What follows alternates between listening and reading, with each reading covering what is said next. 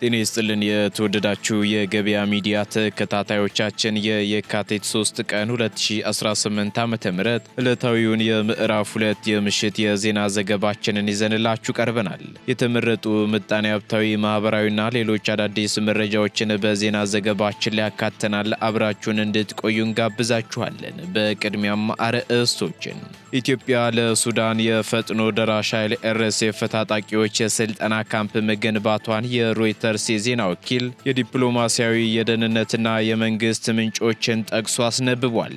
አብራችሁን ስትቆዩ የሮይተርስን ሙሉ ዘገባ የምናጋራችሁ ይሆናል። ከመደበኛው ግብር ውጪ የሚሰበሰቡ መዋጮዎችና ኮሚሽኖች አሳሳቢ ደረጃ ላይ መድረሳቸው ተነገረ። በመንግስታዊ ተቋማትና በልማት ድርጅቶች ዘንድ መዋጮና ኮሚሽን በሚል የሚሰበሰበው ገንዘብ እየተስፋፋ መምጣቱን ተከትሎ አነጋጋሪ መረጃዎች እየወጡ ይገኛሉ። በዝርዝር ይዘነዋል። የአሜሪካ መንግስት በኢትዮጵያውያን ላይ በሚጥለው የጉዞ እገዳ ምክንያት በኢትዮጵያ አየር መንገድ ገቢ ላይ ከፍተኛ ተጽዕኖ ማሳደሩ ተሰማ። በተጨማሪም ወደ አሜሪካ ከተሞች የሚጓዙ መንገደኞች ቁጥር መቀነሱ ተገልጿል። በዝርዝር እናጋራችኋለን። ከባህር ማዶ መረጃዎቻችን መካከል ደግሞ 55 ሰዎችን ጭኖ የነበረ አውሮፕላን በህንድ ውቅያኖስ አቅራቢያ መከስከሱ ተሰማ። ስታር ስካይ የተሰኘ የሶማሊያ አየር መንገድ አውሮፕላን ከሞቃዲሾ በተነሳ ከደቂቃዎች በኋላ በህንድ ውቅያኖስ ዳርቻ ላይ መከስከሱ ተነግሯል። በዝርዝር ይዘነዋል። ሶማሊያ በቀይ ባህር ቀጠና መረጋጋትን ለማጠናከር በሚል ከሳውዲ አረቢያ ጋር ወታደራዊ ስምምነት መፈራረሟ ተነገረ። ይህን ስምምነት ተከትሎም የሶማሊያ የመከላከያ ሚኒስቴር መግለጫ ሰጥቷል። በዝርዝር እናጋራችኋለን። የተወደዳችሁ የገበያ ሚዲያ ተከታታዮቻችን እነዚህንና ሌሎች ኢኮኖሚያዊ፣ ማህበራዊና ፖለቲካዊ መረጃዎቻችንን ይዘንላችኋል። አሁን ደግሞ በዝርዝር ወደምንመለከታቸው መረጃዎቻችን እናልፋለን።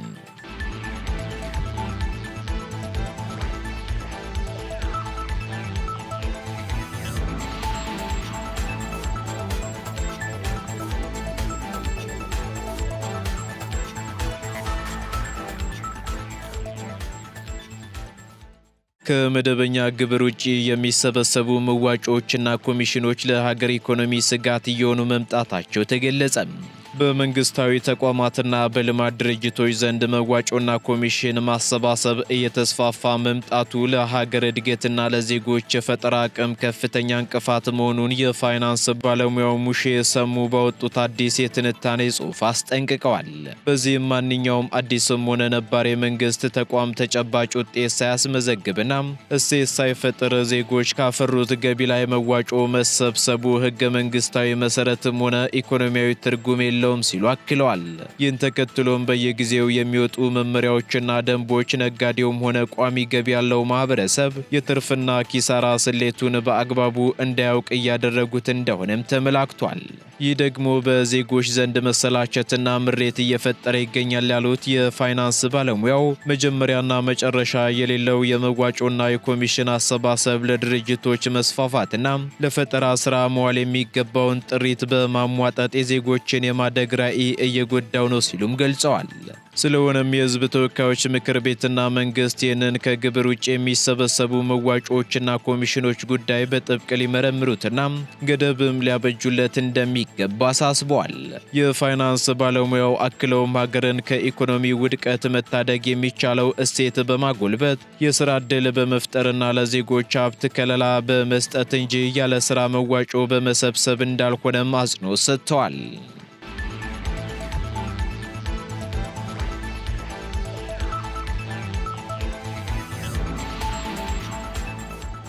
አሜሪካ በየጊዜው የምታወጣው የጉዞ ዕቀባ በአየር መንገዱ ገቢ ላይ ከፍተኛ ተጽዕኖ ማሳደሩ ተገለጸ። የአሜሪካ መንግስት በኢትዮጵያውያን ላይ በጣለው የጉዞ እገዳ ምክንያት ወደ አሜሪካ ከተሞች የሚጓዙ መንገደኞች ቁጥር መቀነሱንም የኢትዮጵያ አየር መንገድ አስታውቋል። ይህም ደግሞ የአየር መንገዱ ገቢ ላይ አሉታዊ ተጽዕኖ ማሳደሩን የተቋሙ ዋና ስራ አስፈጻሚ አቶ መስፍን ጣሰው ገልጸዋል። አሜሪካ ኢትዮጵያን ጨምሮ ለ75 ሀገራት ዜጎች የፍልሰት ቪዛ መስጠት እንድታቆም የሀገሪቱ የውጭ ጉዳይ መስሪያ ቤት ባሳለፍነው ጥር ወር ማስታወቁ እንደነበር ይታወሳል። ይህ ውሳኔም የሚመለከታቸው በዩናይትድ ስቴትስ የሚገኙ ዜጎቻቸው ተቀባይነት በሌለው መጠን ከመንግስት ድጎማ የሚቀበሉ ሀገራትን እንደሆነም መስሪያ ቤቱ በወቅቱ ገልጿል። በዚህም ዋና ስራ አስፈጻሚው የአሜሪካ መንግስት በየጊዜው ከጉዞ ጋር በተያያዘ የሚያወጣቸው እገዳዎች ወደ አሜሪካ ከተሞች በሚጓጓዙ መንገደኞቻችን ላይ ተጽዕኖ አሳድሮብናል ሲሉ በዛሬው ዕለት በሰጡት መግለጫ ተናግረዋል። ከየካቲት እስከ ግንቦት ባሉት 4 ወራት ውስጥም ወደ አሜሪካ የሚጓዙ መንገደኞች ቁጥር እንደሚቀንስ ቢጠቀስም የአሜሪካ መንግስት በየጊዜው የሚጥላቸው የቪዛና ጉዞ ገደቦች ግን ችግሩን ማባባሱን አስረድተዋል። በሌላ በኩል የኢትዮጵያ አየር መንገድ ባለፉት 6 ወራት ውስጥ 10.64 ሚሊዮን መንገደኞችን ማስተናገዱን የገለጹት ዋና ስራ አስፈጻሚው በዚሁ ጊዜ ውስጥ ደግሞ 451 ሺህ ቶን ጭነት ማጓጓዙንም አመላክተዋል። ተቋሙ ባለፈው መንፈቅ ዓመት ከመንገደኞች ማጓጓዝና ከጭነት አገልግሎት ያገኘው አጠቃላይ ገቢም ካለፈው ዓመት ተመሳሳይ ወቅት ጋር ሲነጻጸር የ14 በመቶ ብልጫ እንዳለው አቶ መስፍን አስታውቀዋል።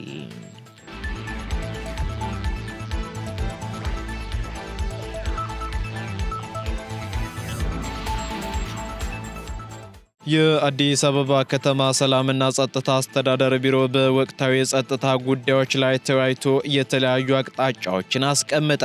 በዚህም 39ኛውን የአፍሪካ ህብረት ጉባኤ አስመልክቶ ውይይት የተደረገ ሲሆን የቅድመ ዝግጅት ስራው እንዲሁም አጠቃላይ በከተማዋ ያለውን የጸጥታ ሁኔታ የበለጠ አስተማማኝ ለማድረግና የእንግዳ ተቀባይነትን የሚያጎሉ ተግባራት እየተከናወኑ እንደሚገኙ ተመላክቷል። 39ኛውን የአፍሪካ የመሪዎች ጉባኤ አስመልክቶ ማብራሪያ የሰጡት የቢሮ ኃላፊ ወይዘሮ ሊዲያ ግርማም የጸጥታ ስምሪቱ የተጠናከረና አስተማማኝ መሆኑን ገልጸው የጸጥታ ጥምር ኃይሉም ደንብ ማስከበርን ጨምሮ የሰላም ሰራዊቱ የምሽትና የቀን ስምሪት ወስደው እየሰሩ መሆኑንም ጠቁመዋል። ኃላፊዋ አክለውም ህብረተሰቡ የመሪዎች ጉባኤ ተጀምሮ እስኪጠናቀቅ ድረስ ከጸጥታ ኃይሉ ጋር በትብብር በመስራት በፍጹም እንግዳ ተቀባይነት ስሜት መስራት እንደሚገባም አሳስበዋል። ከዚህ በተጨማሪም የተለያዩ ችግሮችን ሲመለከትም በመረጃ መስጫ ማዕከሎች 8882 አጭር የስልክ መስመርና በሲቲዝን ኢንጅመንት አፕሊኬሽን ፈጥነው መረጃ እንዲሰጡም ጥሪ አቅርበዋል።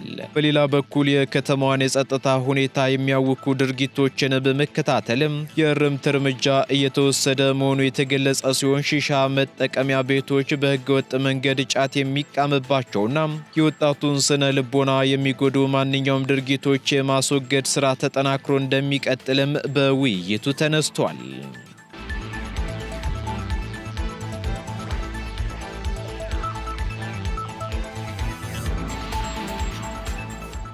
ኢትዮጵያ ለሱዳኑ ፈጥኖ ደራሽ ጦር ምስጢራዊ የስልጠና ካምፕ መገንባቷ ተነገረ። ኢትዮጵያ በጎረቤት ሀገር ሱዳን ውስጥ ካለው የመንግስት ጦር ጋር ለሚዋጋው የፈጥኖ ደራሽ ጦር RSF በሺዎች የሚቆጠሩ ተዋጊዎችን የምታሰለጥንበት ምስጢራዊ ካምፕ አቋቁማለች ተብሏል። ሮይተርስ ትላንትና ምሽት ባወጣው የምርመራ ዘገባም በኢትዮጵያ ቤንሻንጉል ጉሙዝ ክልል ውስጥ ለፈጥኖ ደራሽ ጦር ተዋጊ ወታደራዊ ስልጠና የሚሰጥበት ካምፕ መገንባቱን በሳተላይት ምስሎችና በደህንነት ሰነዶች አረጋግጫለሁ ብሏል። ካምፑ እስከ ጥር ወር መጀመሪያ ድረስ 4300 የሚጠጉ ተዋጊዎችን ሲያሰለጥን እንደነበርና እስከ 10000 ተዋጊዎችን የመያዝ አቅም እንዳለው የተገለጸም ሲሆን ይህ እርምጃ የሱዳን የእርስ በርስ ጦርነት ወደ ቀጠናዊ ግጭት እያደገ መምጣቱንና የውጭ ኃይሎች እጃቸውን እያስገቡ መሆኑን የሚያሳይ ትልቅ ማስረጃ ተደርጎም ተወስዷል። እንደ ሪፖርቱ ከሆነ ለካምፑ ግንባታና ለሎጂስቲክ አቅርቦት አስፈላጊውን የገንዘብ ድጋፍ ያደረገችው ደግሞ የተባበሩት አረብ ኤምሬት ስትሆን ወታደራዊ አሰልጣኞችን ጭምር ወደ ስፍራው መላኳም ተገልጿል። ሰልጣኞቹ ደግሞ በዋናነት ኢትዮጵያውያን ሲሆኑ የደቡብ ሱዳን ዜጎችና የሱዳን አማጽያን አባላትም እንደሚገኙበት ሮይተርስ በዘገባው ጠቁሟል። ከካምፑ 53 ኪሎ ሜትር ርቀት ላይ በሚገኘው የአሶሳ አየር ማረፊያ ላይ አዳዲስ ግንባታዎች መከናወናቸውንም የሳተላይት ምስሎች እንደሚያሳዩ የሚጠቁመው ዘገባው በስፍራው የድሮን መቆጣጠሪያ ጣቢያና የሳተላይት አንቴናዎች የተጋለጡም ሲሆን ይህም ደግሞ ለአርኤስኤፍ ተዋጊዎች የአየር ድጋፍና የአቅርቦት መስመር ሆኖ እያገለገለ መሆኑን የደህንነት ባለሙያዎች እንደተናገሩ ጠቁሟል። በሌላ በኩል የተባበሩት አረብ ኤምሬት የውጭ ጉዳይ ሚኒስትር በግጭቱ ውስጥ ምንም አይነት ተሳትፎ እንደሌላት ገልጻ ያስተባበለች ሲሆን የኢትዮጵያ መንግስት መከላከያ ሰራዊትና የፈጥኖ ደራሽ ጦሩ በጉዳዩ ላይ እስካሁን ምላሽ አልሰጡም።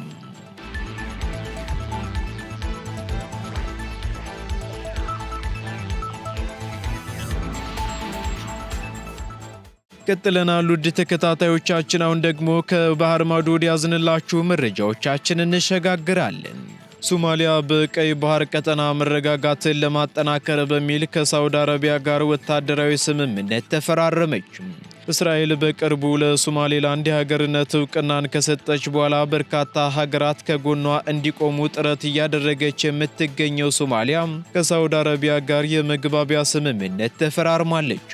ይህ ስምምነትም ሳውዲ አረቢያ ሪያድ ውስጥ የተፈረመ ሲሆን በመካከላቸው ያለውን የመከላከያና ወታደራዊ ትብብር የበለጠ ለማጠናከር የሚያስችልም ነው ተብሏል። ይህን ስምምነት ተከትሎም የሶማሊያ የመከላከያ ሚኒስቴር በሰጠው መግለጫ ስምምነቱ የደህንነት ትብብር ከማስፋት ባሻገር በቀይ ባህር ቀጠና መረጋጋትን ለማጠናከር የታለመ ነው ሲልም ገልጿል። ሶማሊያ ከሌላ ሀገር ጋር ወታደራዊና ምጣኔ ሀብታዊ ስምምነት ስትደርስ ይህ ከሳውዲ ጋር የፈረመችው የመጀመሪያዋ አይደለም የተባለ ሲሆን ከዚህ ቀደም ከቱርክና ከግብፅ ጋር ተመሳሳይ ስምምነት መድረሷ ይታወሳል። እስራኤል በቅርቡ ለሶማሌላንድ የሀገርነት እውቅናን ከሰጠች በኋላ በርካታ ሀገራት ከጎኗ እንዲቆሙም ጥረት እያደረገች መሆኑን ቢቢሲ ዘግቧል። በሌላ በኩል ከቀናት በፊት ከአልጀዚራ ጋር ቃለ መጠይቅ ያደረጉት የሶማሊያው ፕሬዝዳንት ሐሰን ሼክ ማህሙድ እስራኤል በሶማሌላንድ ወታደራዊ ሰፈር ለመገንባት የምታደርገውን እንቅስቃሴ ካላቆመች ወደ ጦርነት ለመግባት ዝግጁ ነን ሲሉ መናገራቸው ይታወሳል። በዚህም ደግሞ እስራኤል ሶማሌላንድ ውስጥ የጦር ሰፈር ለመገንባት ማቀዷንና በሀገሪቱ የውስጥ ጉዳይ ጣልቃ መግባቷን ገልጸው ድርጊቱን በጽኑ እንደሚያወግዙትም አስታውቀዋል።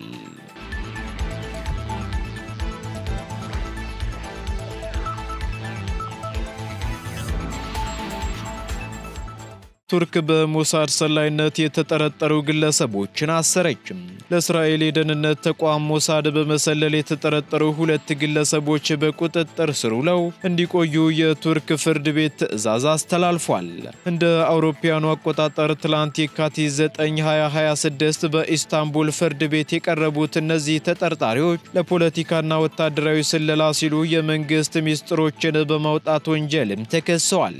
እነዚህ ተጠርጣሪዎች ባለፈው ሳምንት ሐሙስ በቱርክ ብሔራዊ የደህንነት ተቋምና በፖሊስ የጋራ ኦፕሬሽን በቁጥጥር ስር መዋላቸውም ተገልጿል።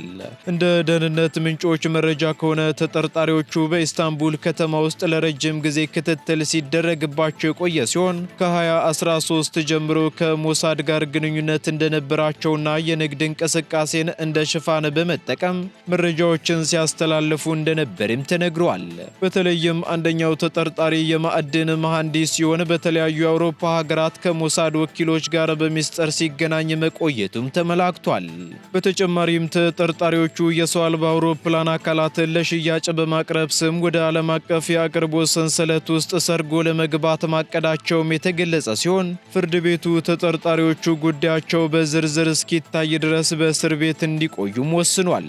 ቱርክ ከቅርብ ጊዜ ወዲህ በሀገሪቱ ውስጥ በሚንቀሳቀሱ የእስራኤል የደህንነት ወኪሎች ላይ የምታደርገውን ክትትል እርምጃ አጠናክራም ቀጥላለች።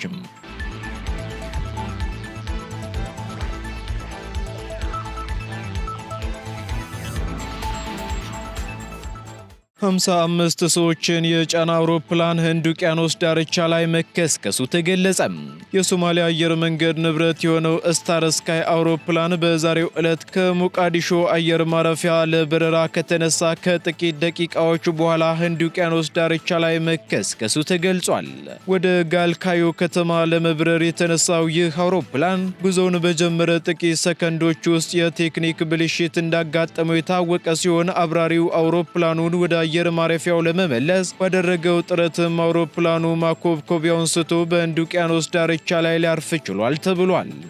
የሲቪል አቪዬሽን ባለስልጣን ዋና ዳይሬክተር አህመድ ሙሐሊም ሐሰን እንደገለጹት ከሆነ ደግሞ አብራሪው አውሮፕላኑን መልሶ ሞቃዲሾ ለማሳረፍ ቢሞክርም ጎማዎቹ መሬት ከነኩ በኋላ አውሮፕላኑን መቆጣጠር ሳይችል ቀርቷል ብለዋል።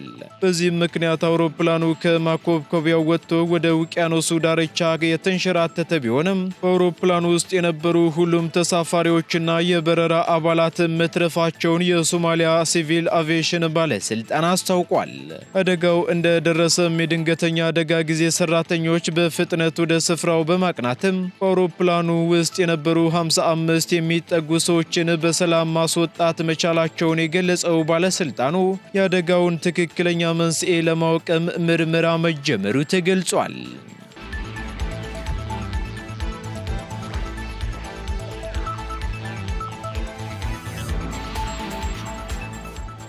የተወደዳችሁ የገበያ ሚዲያ ተከታታዮቻችን ለምዕራፍ 2 ያዝንላችሁ ኢኮኖሚያዊ፣ ማህበራዊና ፖለቲካዊ መረጃዎቻችን እነዚህን ይመስሉ ነበር። አዳዲስ እንዲሁም ትኩስ ኢኮኖሚያዊና ማህበራዊ መረጃዎቻችንን ለማግኘት ታዲያም የገበያ ሚዲያን እንድትወዳጁ እንጋብዛለን። ሰናይ ጊዜን ተመኘን።